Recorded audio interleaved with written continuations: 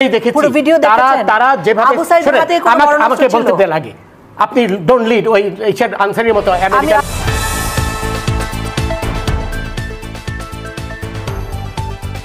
কোটা সংস্কার আন্দোলনের সময় একটি বেসরকারি টেলিভিশনের টকশোতে উপস্থিতিকারী রাজাকারের বাচ্চা বলে আখ্যা দিয়ে অশ্লীল আচরণের ঘটনায় ক্ষমা চেয়েছেন সাবেক বিচারপতি এইচ শামসুল উদ্দিন চৌধুরী মানিক।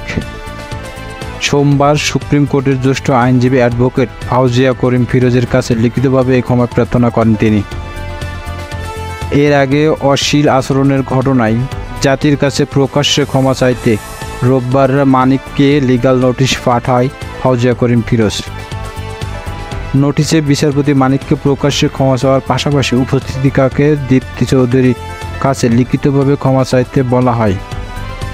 ক্ষমা না চাইলে সাবেক বিচারপতি মানিকের বিরুদ্ধে আইনগত ব্যবস্থা গ্রহণ করা হবে বলে নোটিশে উল্লেখ করা হয়।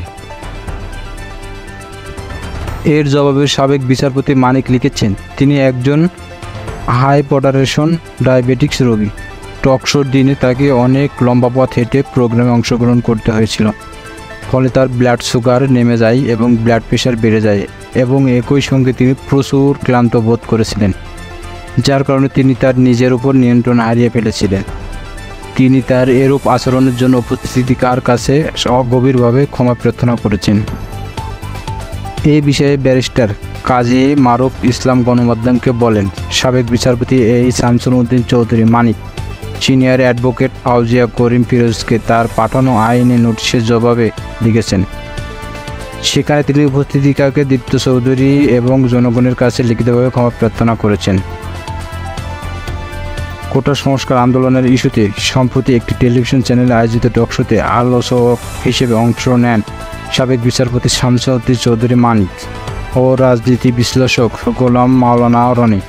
কিন্তু আলোচনার এক পর্যায়ে মেজাজ হারিয়ে সঞ্চালক দীপ্তি চৌধুরীর উপর ক্ষিপ্ত হন মানিক। পুরো অনুষ্ঠানে বেশ কয়েকবার উপস্থিতিকার উপর নিজের ক্ষোভ ঝাড়লেন এবং উচ্চবাক্য করেন। শুধু তাই নয়, অনুষ্ঠানের শেষ স্টুডিও ছাড়ার আগে উপস্থিতিকাকে রাজাকারের বাচ্চা বলে আখ্যা দেন। পরে ঘটনা ভিডিও সামাজিক যোগাযোগের মাধ্যমে ভাইরাল হয়।